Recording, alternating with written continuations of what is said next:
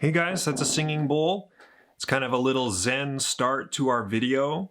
My wife gave me that bowl and it's kind of cool. It really trails out with the sound and it just kind of like your thoughts just kind of float away. My name is Mike Taylor, aka BattleshipCobra, and today we're going to cover the SAP Transaction Notification Stored Procedures. What they do, and I'm going to give you some code and we're going to work away at that. But first, I want to give a shout out to Boyum and their B1 usability package. They didn't pay me to say that. I just love their products. Their support is amazing. Products are amazing. They enable you to do so many different things. I have a demo video on it, and I may or may not be wearing a shirt of Boyum ID right now. So I may or may not also.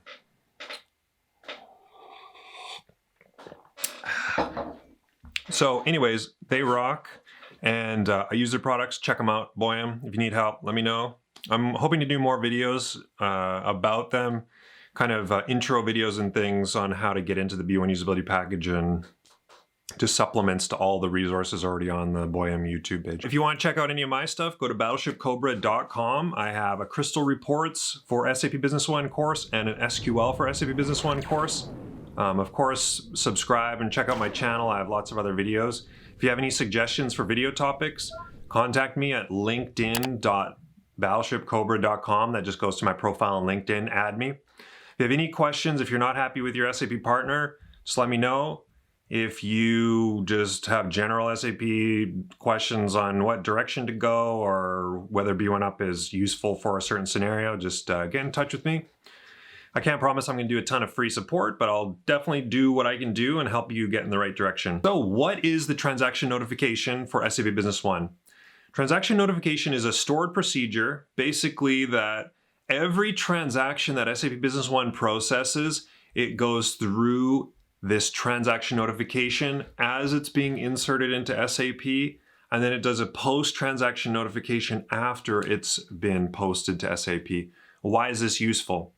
Well, SAP doesn't typically like us to mess with any of their code, so we have kind of limited ability to validate and block things typically. So if you don't have something like B1 Up can obviously interfere? No. Interface? Interpret?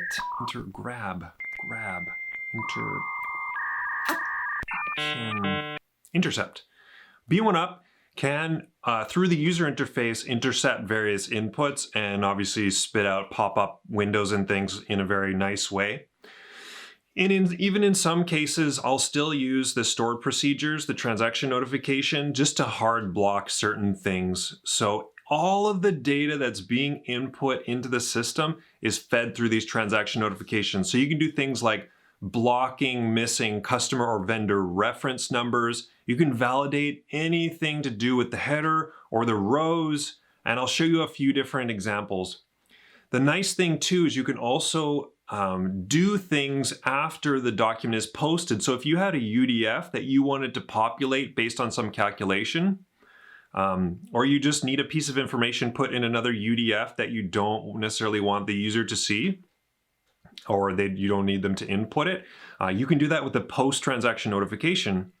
So under certain circumstances, you can use update statements and set things in documents. So I'll talk a little bit about that, show you some examples, and we'll include some code in the description below for you to download to try for yourself. All right, let's jump on to the demo. Okay, so the first exercise in SAP, by the way, these dashboards are B1 Up dashboards. They're basically out of the box. I think I added a little tiny bit of, I don't know which one of these had. I had a little bit of tiny bit of stuff filter there, but it's basically stock out of the box. You could have these today with the B1 Up dashboards. Okay, so let's get started with a sales order. So here's just a really basic example. So I have a customer reference number. You can obviously do this with B1 Up and have a pop-up, but what I'm going to do is I'm just going to block this. And you see this red bar error? Please enter valid customer reference number. Okay, so that was just created by me. So let's take a look at how to get there and where you put the code and how to structure the code. So you want to open up your SQL Server Management Studio. If you don't have access to this, you'll need access to it. But if you don't have any sort of SQL skills or you haven't worked with SQL yet, I'd say start with my SQL course. Go to sql.battleshipcobra.com. This is fairly simple to do, but if you don't have any SQL skills to write the query, it's going to be pretty difficult. So you're going to go to databases, pick your database, programmability, stored procedures, and you're going to want to scroll down to transaction notification and post-transaction notification. So this one is before the transaction is committed to the database, and this one is after the transaction is posted to the database. So we're going to edit the transaction notification and look at the one that we were seeing when I had that error there. Modify, right-click, modify. I'll do that again because I think I did it too fast. Right-click, modify. This is going to make you an alter statement exactly how you need to see it and exactly how it needs to be written. So we're not going to touch any of this header stuff. We're just going to affect below where add your code says. So this is one of the few places that SAP invites you to put code in. Typically, they're not wanting you to do that. So this creates a stored procedure, transaction notification, or in this case, alters it, and it has object type, transaction type, and a couple of other references. So the transaction type includes add, update, delete, cancel, and close. So you can do different things based on those different functions, which is really cool. Today, I'm really just going to do add and update. Those are the most common ones. Then what you're going to do is you're going to return an error message, and that will output that bar to the bottom of your screen. And effectively, it will, if SAP gets an error message, it'll just block that transaction from going through. So let's take a look at what we have. So I did an AR order block blank customer reference. Okay. I said if object type is 17, so that's a sales order. Transaction type is A or U, add or update. And in this case, I added a little bypass. I'll show you that later. Begin, and I'll put this code in a downloadable text file for you, so you can use this right off the bat and try. Declare, I just declared a reference just to make my code a little neater. This could be formatted a little bit nicer, but it does the job. Select ref2 equals numit card from ORDR and equals the variable that SAP passes through, which will be the doc entry. So this actually checks the doc number, puts it in this variable. If the error is already 0, begin. If at ref is null or at ref2 is blank or the length of at ref is 0. So if it's null, blank, 0 characters, just covers all the bases. Begin, set the error to 12 and set the error message to please enter valid customer reference number. And then I like to put the similar style to what SAP puts, sales order, customer reference number. And then I put a unique message there. This is told, you could do anything you want. You could just put test and you could just put, but you want to give the user some idea of what's happening. You can also include any set of data in there too. So if a row is, row 5 is unpriced, which is another scenario I'm going to show you, you can put that in there to give the user information about it. But fundamentally, this is all you need to put in there. So if we simply had just this chunk in here, all these other ones are different. And I can talk a little bit about some of them. You don't need them. You just need this section here. Just that. And that will do this and output this code. So let's take a look at that again back in SAP. No customer reference update. Please add valid customer reference number. Okay, so I put one in there. And now it goes through. Okay, so this is really great to make quick, easy validations. It stops a blank customer reference number, and it just is really straightforward. You don't need any additional software to do it, and it's all out of the box SAP, no B1 app required or anything like that. So you could do it even today. The other one I had was just an example on the row. So I have this 9150. I'm just going to put it as 0 right now. So I wanted to block unpriced rows. So you could say rows that are less than X or Y. I just said any unpriced rows, just block it from being put in there. So we can look here, MJT, block unpriced items. If transaction is add or update and object type is 17, you need to declare both of these. Begin, if exists, so this is an SQL thing. Select price from RDR1 where price equals 0 and doc entry equals the doc entry of the document being inserted into the database. So it says if any of those rows exist that are 0, begin and trigger this error, unpriced rows, and set it to error number 10. Okay, so that's easy. So those are kind of the two most common things. Are you going to block something on the row, or are you going to block something on the header?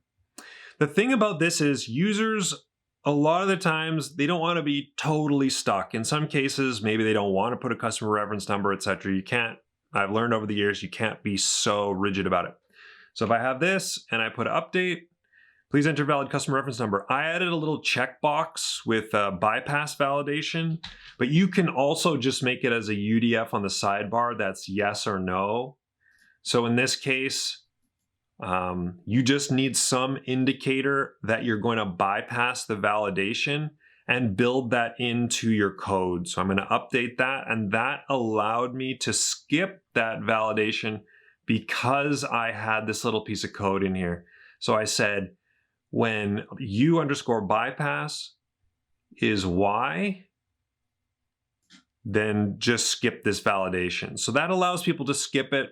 Again, in my experience, you want to give users that option because they might be kind of pissed off at you if they have to do something quickly. So it's kind of one of those things like compliance and the data requirements. Maybe you just want to make them blocked and not have them have anything in there. So you can see here that you can add these to your if statement. You can use anything you want. It can validate whether it's a specific type of customer. Maybe it has to have a project code, any of those things. So that's how you would do that. When you've done this and you've pasted this in, you go to the top and execute your code. By pushing execute, it runs this alter and it adds this code in. Make sure that you have your transaction types defined and your object type defined, because you can cause major issues if you don't have those bound to anything. You need to have those in there, okay? So I'm going to close that and quickly show you transaction notification the post transaction notification. So this one, basically, it'll update a UDF on adding. So when you're in the add mode and it's object 17, this is going to update ORDR and set the reference sales order number to the doc num of the added document. I was using this to refer to the sales order number when the document had been moved to an invoice. So this lets me write that UDF to the field that I need it so that I can see it later in the process. And that is something that's really useful. But this can be, again, as complicated as you want.